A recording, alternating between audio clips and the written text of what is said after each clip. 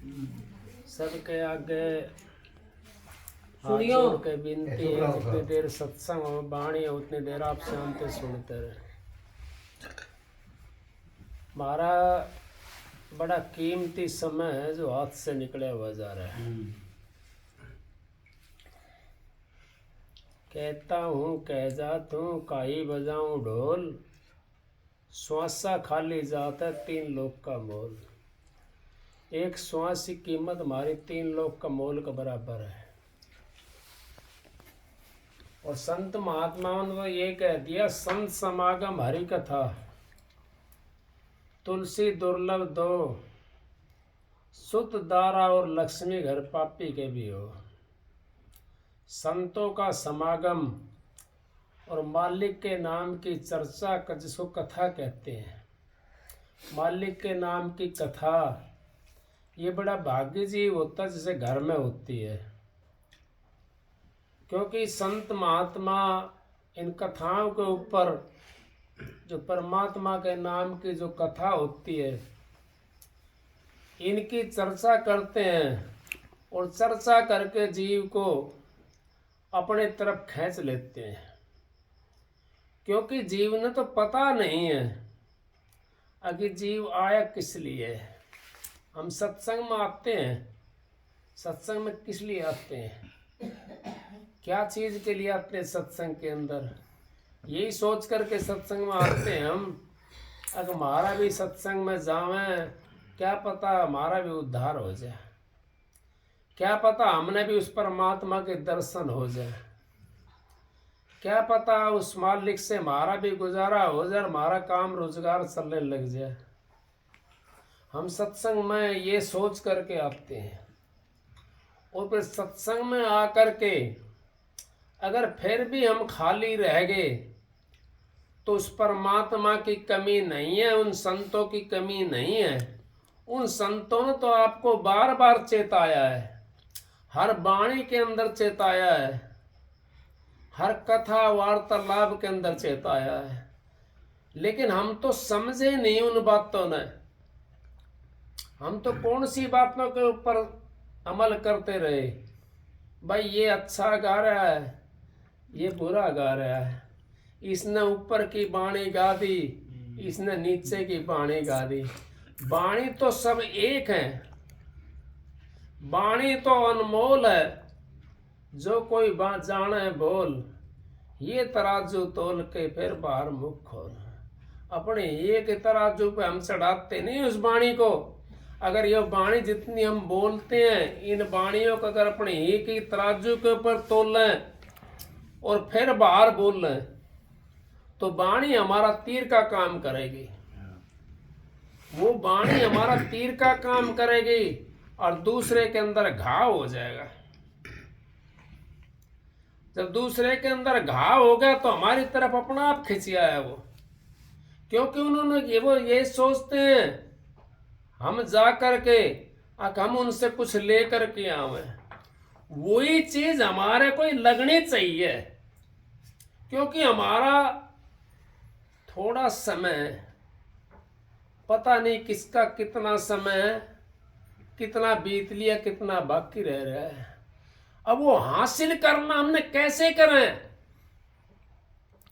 हमने उस परमात्मा की भक्ति में लगना है। संत महात्मा हमारे को चेताने के लिए आते हैं, जो शब्द गाते हैं ना, हमारे को चेतावनी होते हैं। शब्द चेतावनी भी है, अथारथ भी है, भयानक भी है, भय दिखाने वाले शब्द भी हैं और चेताने वाले शब्द भी हैं और अथारथ शब्द भी हैं, जो ना भय दिखाते हैं और ना चेताते हैं, वो तो खाली ले जाने का काम करते हैं।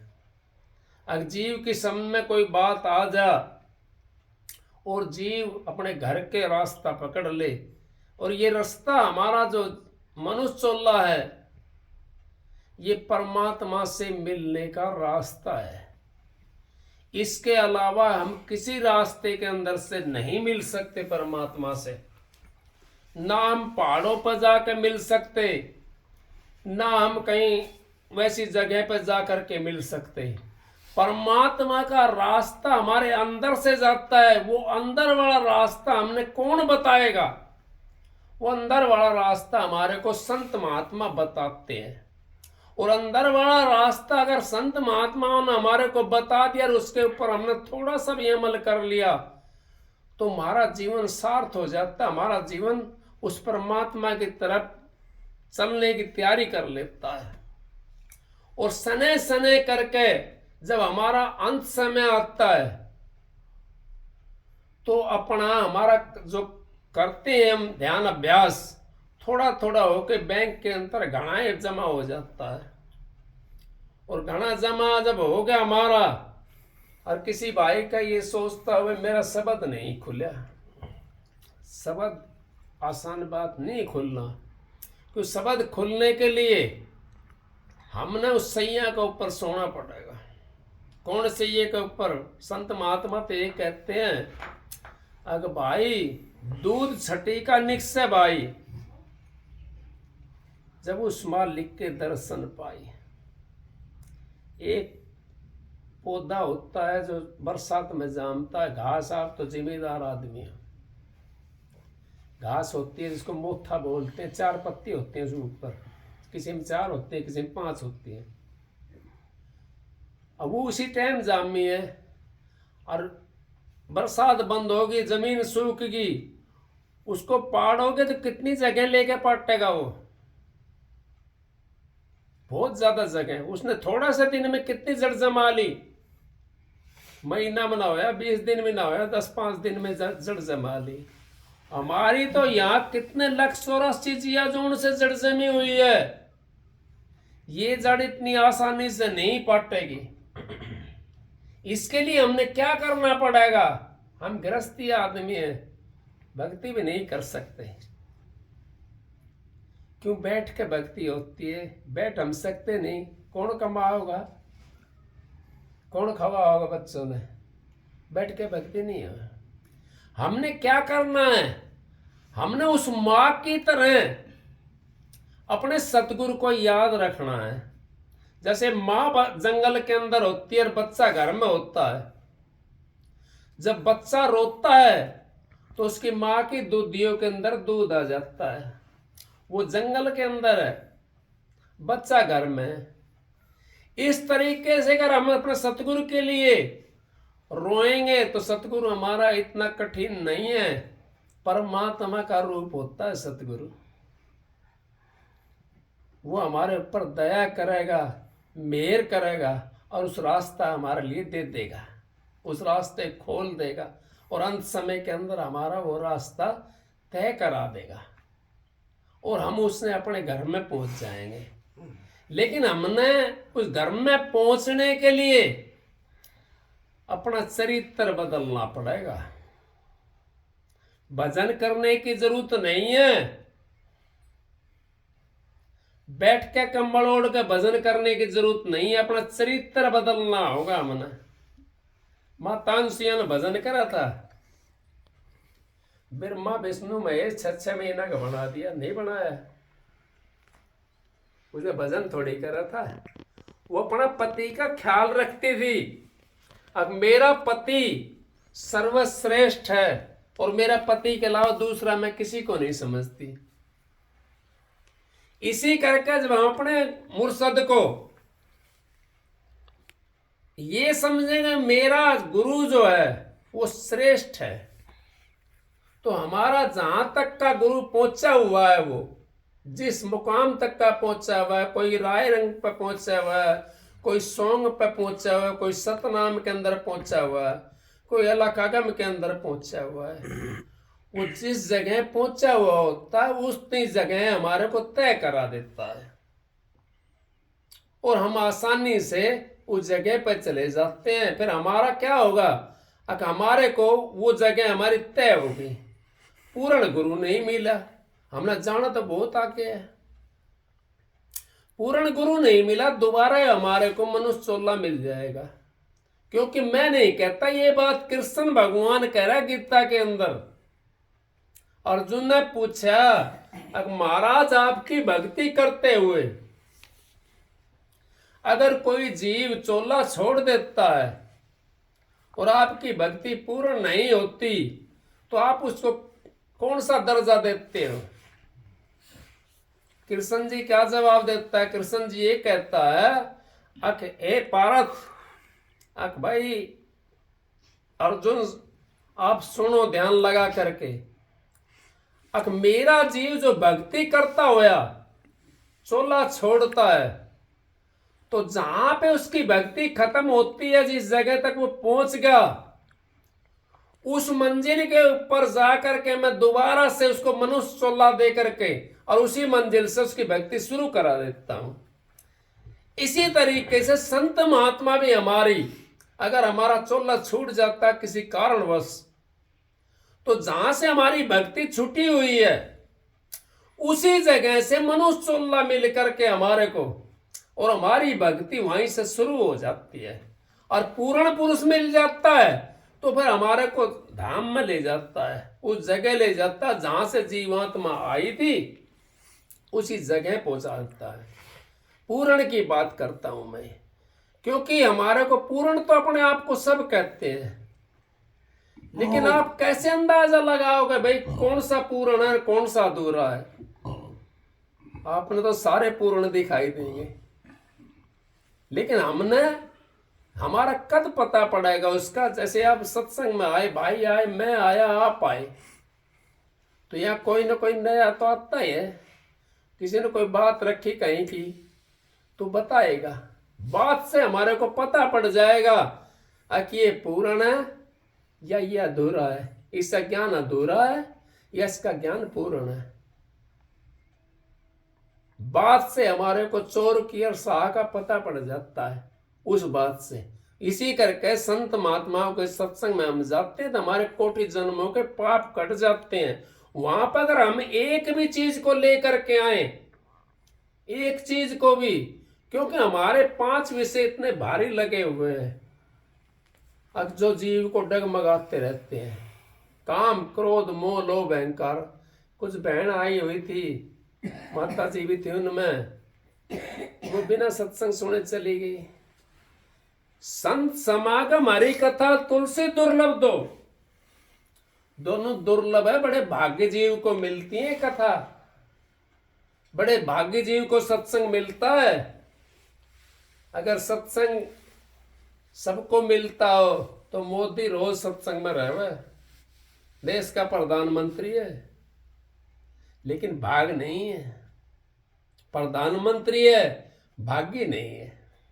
इस करके सत्संग सबको नहीं मिलता। और एक पैदा होने वाला बच्चा भी सत्संग सुन लेता है।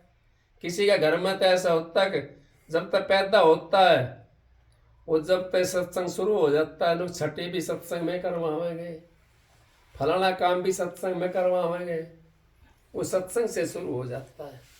इसी करके बड़ा भाग्य जी होता है। और जहां जिस भूमि के ऊपर, शिव जी की बात बता रहा था मैं, शिव जी और पार्वती जा रहे थे निकल करके, तो शिव जी ने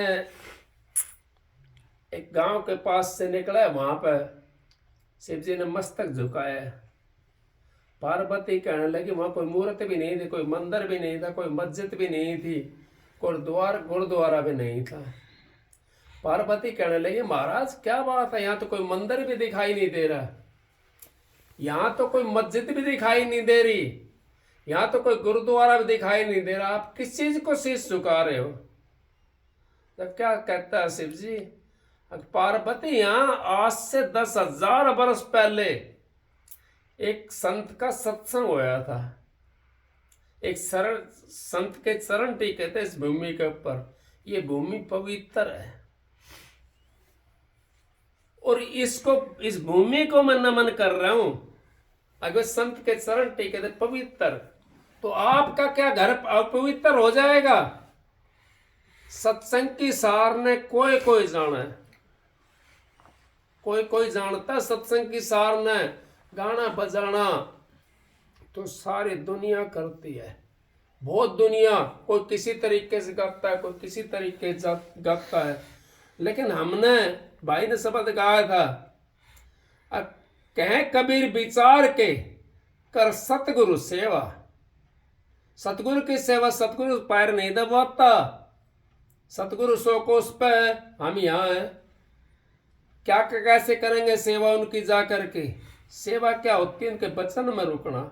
जो उन्होंने वचन दिया हमारे को, जो नाम दिया है, जो वचन दिया है, उस वचन के ऊपर हम चलेंगे तो सतगुरु की सेवा है। सतगुरु को पैसे की जरूरत नहीं होती। जो पैसे गोज भर भर के ले जाते हैं और वो अपने बच्चे पालते हैं या भाई वैसे डोलते हैं ऐसी करते हुए, तो उनको क्या कहोगे? उनको सतगुरु कहोगे? वो तो आप भी डूब जाओगे, वो भी डूब जाएंगे। वो तो न डूबना उन तो 84 में जाना है।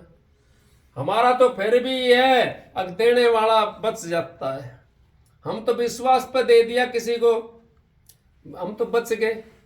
हमने विश्वास करा ना, उसका क्या है, उसका क्या दे है क्या नहीं है, वो तो वो जानता है। लेकिन हमने समझना चाहिए ये बातें। अगर हम जो दान करते हैं, पुण्य करते हैं, तो ऐसे को देवें जिससे हमारा बचाव हुआ है।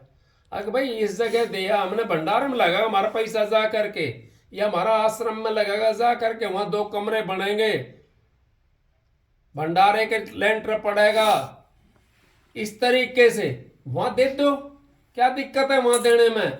अब वो आए और आ करके थोड़ी देर बैठे, सो करके चले गए, जयराम जी छुट्टी हुई। वो आप जैसे मेरे जैसे बतेरे हैं देने के लिए, क्योंकि पैसे की कमी नहीं है किसी के पास में, सब देने के लिए दे देते हैं, पैसे बहुत दे देते हैं। उनसे अपनी गोज भरी, क्या करेंगे वे? वो फिर कुछ नहीं करते। वो तो हम भी डूब गए और वो भी डूब गए, उन्होंने तो डूबना है। इस तरीके से अगर हम उस परमात्मा को समझे, उस नाम को समझे जो नाम हमने मिला है, जो सत्संग में जाते हैं, हम सत्संग में जा करके हमारी अपनी चीज की तोल होती है। वहां पे हमारे पास क्या सौदा है? भाई ने शब्द बहुत ऊंचा गाया था, भाई ने पीछे, इन्होंने बहुत बढ़िया शब्द गाया। हमारी अपनी चीज की तोल होती है। अब हमारे पास क्या चीज है? हमने नाम कहाँ का मिला है? हम शब्द तो गाते हैं, बहुत ऊंचे ऊंचे गाते हैं, लेकिन हमने शब्द गा तो दिया, लेकिन समझें कैसे उसको? हमें नाम तो मिला सॉन्ग का, शब्द गा दिया सतलोक का, सतलोक को सॉन्ग कैसे कह देंगे हम? अलग को सॉन्ग कैसे कह देंगे हम? अगम को सॉन्ग कैसे कह देंगे? नहीं कह सकते। इसी करके हमने बस समझा नहीं, उसको गाया गया है। जो समझ लेता ने, एक भी अगर फूल हम लेकर के जाएं और एक फूल के ऊपर थोड़ा सा मनन करें बैठ करके शांति से, गुरु के बताए हुए नाम के मुताबिक, कि कहाँ का है ये सतनाम, कौन सी जगह है, ये सॉन्ग कौन सी जगह है, ये राय रंग कौन सी जगह है, ये अलग कहाँ है, अगम कहाँ है? अगर हम सोचेंगे तो हमारे को जरूर वो रास्ता मिलेगा, क्योंकि गुरु ने हमारे को रास्ता जितना बताया वहां तक तो हम पहुंचे। उस जगह का भी हमने पता पड़ जाएगा ये जगह कौन सी है, लेकिन हम पहुंचने की कोशिश नहीं करते वहां पर। बात बढ़ाई जग ठग्या, मन पर मौजा नाए, कह कबीर मन ले गए 184 माए। हम तो बात बना करके और चले जाते हैं, मन पर नहीं मोजते। मन ये काल महाराज का वकील है, ये बड़ी बहस करता है।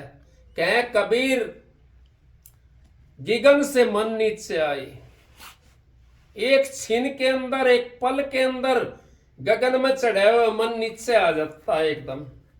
क्यों आ जाता है? हमारे विचार घटिया हो जाते तो एकदम नीचे आ जाएगा मन। चढ़ाने में कितना टाइम लगेगा?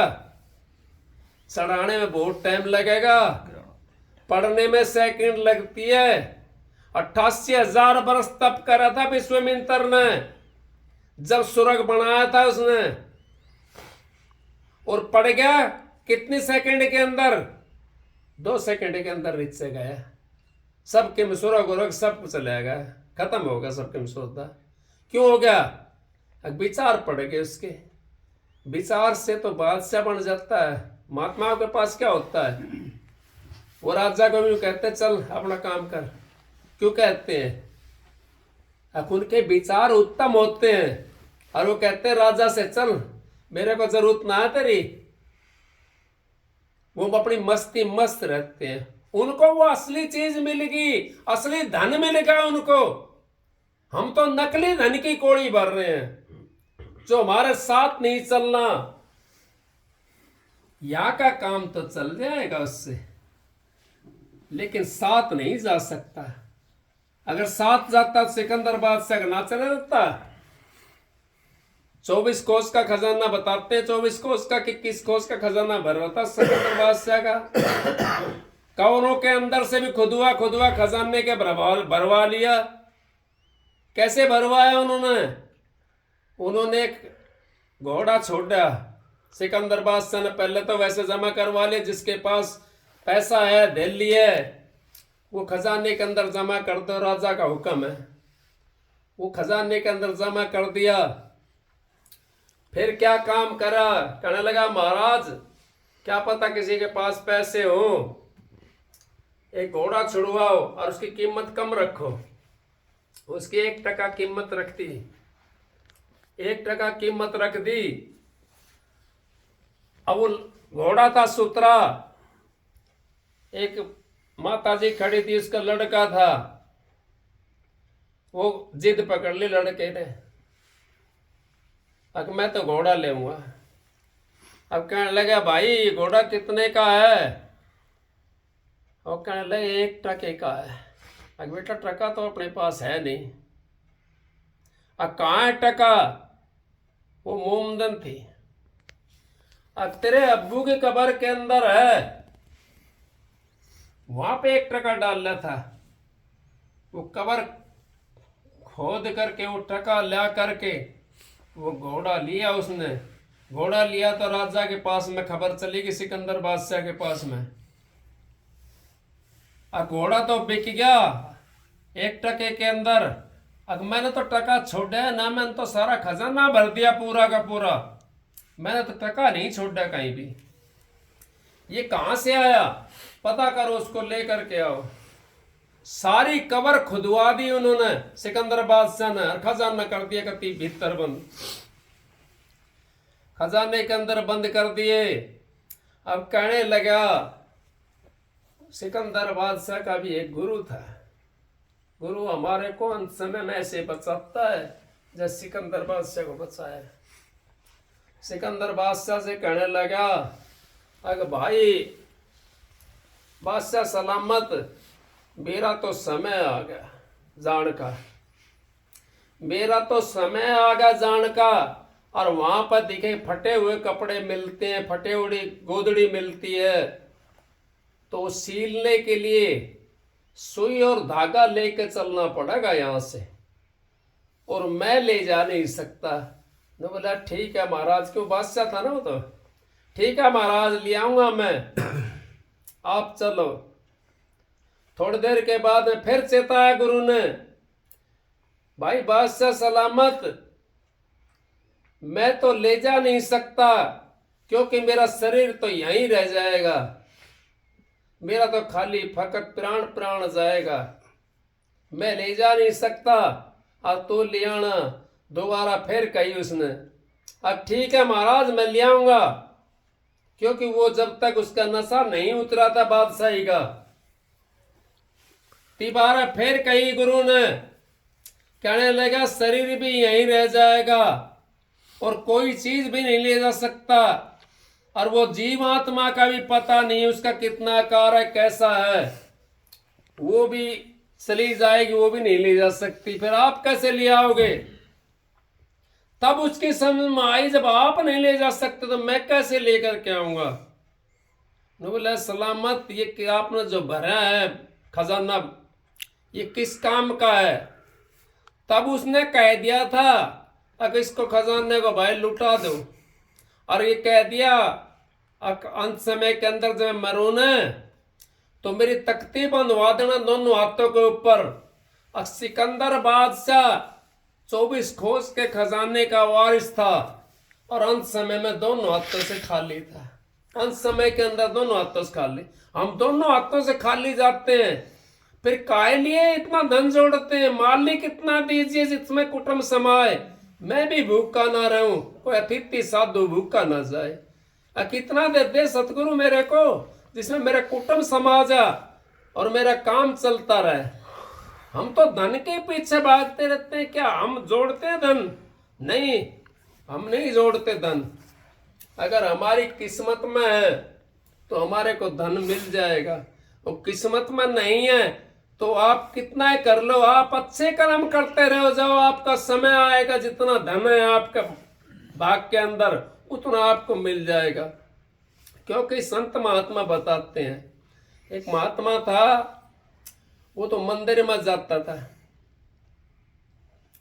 और एक भाई था, वो सुबह वेश्या के दरबार से आता था, और दोनों का, उसका मंदिर में जाने का टाइम, उसका वहां से आने का टाइम, उसको कांटा लग गया जो मंदिर में जाता था, और जो वहां से दरबार से आता था उसको क्या हुआ, उसको वो ठोकर लगी, ठोकर लग करके, और कोयले थे ज्यादा, एक लाल था उसके अंदर, वो लाल मिल गया।